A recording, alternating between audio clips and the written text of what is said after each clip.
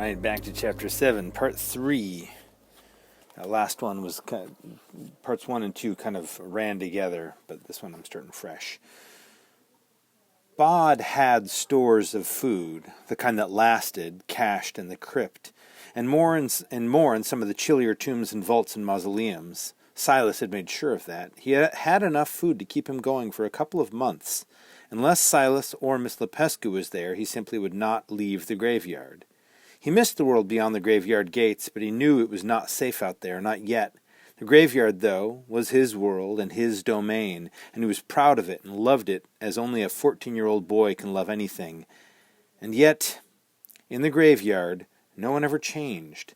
The little children Bod had played with when he was small were still little children. Fortinbras Bartleby, who had once been his best friend, was now 4 or 5 years younger than Bod was, and they had less and less to talk about each time they saw each other. Thackeray Porringer was Bod's height and age, and seemed to be in much better temper with him. He would walk with Bod in the evenings and tell stories of unfortunate things that had happened to his friends. Normally these stories would end in the friends being hanged until they were dead for no offense of theirs and by mistake, although sometimes they were simply transported to the American colonies, and they didn't have to be hanged unless they came back.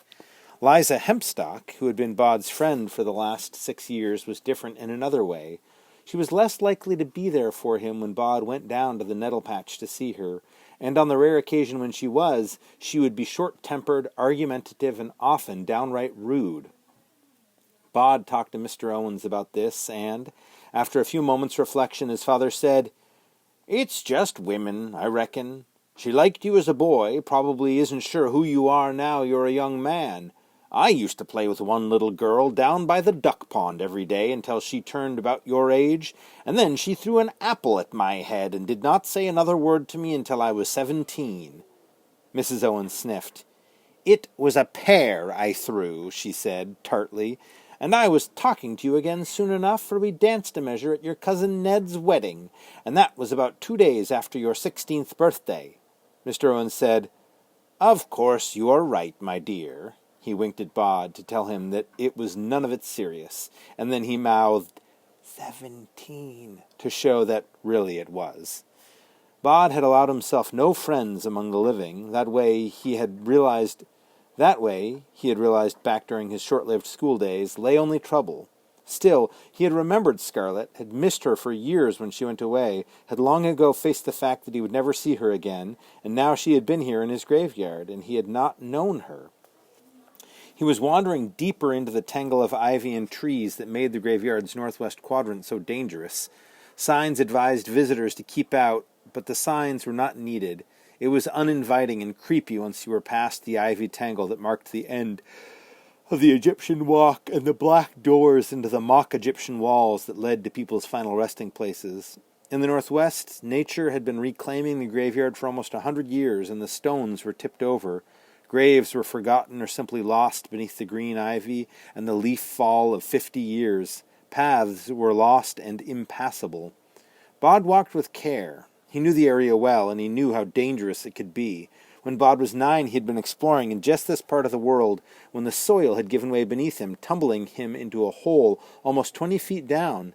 The grave had been dug deep to accommodate many coffins, but there was no headstone and only one coffin down at the bottom, containing a rather excitable medical gentleman named Carstairs, who seemed thrilled by Bod's arrival and insisted on examining Bod's wrist, which Bod had twisted in the tumble, grabbing onto a root, before he could be persuaded to go and fetch help. Bod was making his way through the northwest quadrant, a sludge of fallen leaves, a tangle of ivy, where the foxes made their homes and fallen angels stared up blindly because he had an urge to talk to the poet. Nehemiah Trott was the poet's name, and his gravestone, beneath the greenery, read, "Here lies the mortal remains of Nehemiah Trott, poet, 1741 to 1774. Swans sing before they die." Bod said, "Master Trott, might I ask you for advice?" Nehemiah Trott beamed wanly. Of course, brave boy, the advice of poets is the cordiality of kings. How may I smear unction on your... No, not unction. How may I give balm to your pain? I'm not actually in pain. I just... Well, there's this girl I used to know, and I wasn't sure if I should find her and talk to her, or if I should just forget about it. Nehemiah Trot drew himself up to his full height, which was less than Bod's, raised both hands to his chest excitedly, and said, "Oh, you must go to her and implore her. You must call her your Terpsichore, your Echo, your Clytemnestra. You must write poems for her, mighty odes. I shall help you write them, and thus, and only thus, shall you win your true love's heart." "I don't actually need to win her heart. She's not my true love," said Bod. "Just someone I'd like to talk to." "Of all the organs," said Nehemiah Trot, "the tongue is the most remarkable, for we use it to both taste our sweet wine and bitter poison. Thus also do we utter words both sweet and sour with the same tongue. Go to her, talk to her." "I shouldn't." "You should, sir, you must. I shall write about it when the battle's lost and won." "But if I unfade for one person, it makes it easier for other people to see me," Nehemiah Trot said. "Ah, list to me, young Leander, young hero, young Alexander. If you dare nothing, then when the day is over, nothing is all you will have gained." Good point. Bod was pleased with himself, and glad he had thought of asking the poet for advice. Really, he thought, if you couldn't trust a poet to offer sensible advice, who could you trust? Which reminded him... Sorry. "Mr. Trot," said Bod, "tell me about revenge." "Dish best served cold," said Nehemiah Trot. "Do not take revenge in the heat of the moment. Instead, wait until the hour is propitious. There was a Grub Street hack named O'Leary, an Irishman, I should add, who had the nerve, the confounded cheek, to write of my first slim volume of poems, A Nosegay of Beauty Assembled for Gentlemen of Quality, that it was inferior doggerel of no worth whatsoever, and that the paper it was written on would have been better used as... No, I cannot say. Let us simply agree that it was a most vulgar statement." "But you got your revenge on him?" asked Bod, curious. "On him and on his entire pestilent breed. Oh, I had my revenge, Master Owens, and it was a terrible one. I wrote and had published a letter, which I nailed to the doors of the public houses in London where such low scribbling folk were wont to frequent, and I explained that, given the fragility of the genius poetical, I would henceforth write not for them, but only for myself and posterity, and that I should, as long as I lived, publish no more poems for them.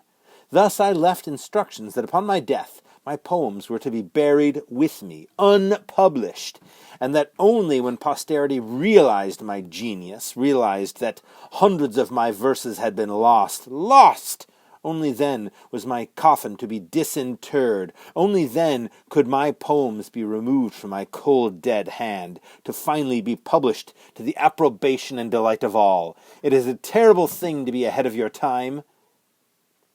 "And after you died, they dug you up and they printed the poems?" "Not yet, no, but there is still plenty of time. Posterity is vast."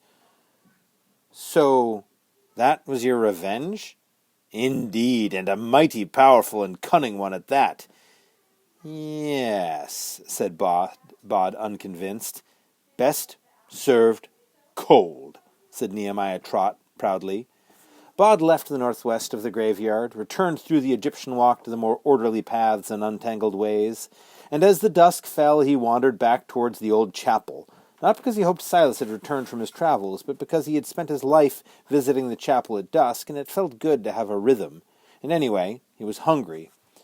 Bod slipped through the crypt door down to the crypt. He moved a cardboard box filled with curled and damped parish papers, and took out a carton of orange juice, an apple, a box of breadsticks, and a block of cheese, and he ate while pondering how and whether he would seek out Scarlet.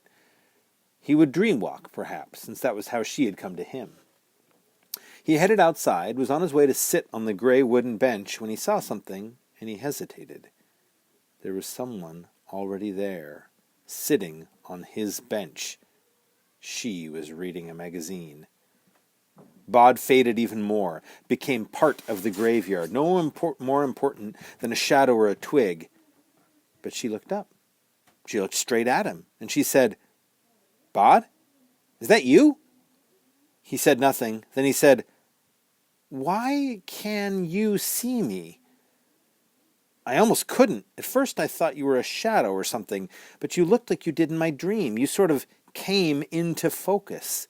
He walked over to the bench. He said, "Can you actually read that? Isn't it too dark for you?" Scarlet closed the magazine. She said, "It's odd. You'd think it would be too dark, but I could read it fine. No problem." Are you..." He trailed off, uncertain of what he had wanted to ask. "Are you here on your own?" She nodded. "I helped Mr. Frost do some grave rubbings after school, and then I told him I wanted to sit and think here for a bit. When I'm done here, I promised to go and have a cup of tea with him, and he'll run me home."